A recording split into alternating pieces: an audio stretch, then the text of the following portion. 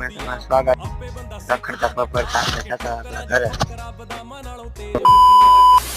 આપણે ઘરે પગી આપણે પછી આ પડ હોરી और अगर तुम लोग नए हो तो सब्सक्राइब करो, वो जो लाल वाला बटन है उस पे फूट फेंक के मारो या फिर मोमबत्ती। એટલું બાકી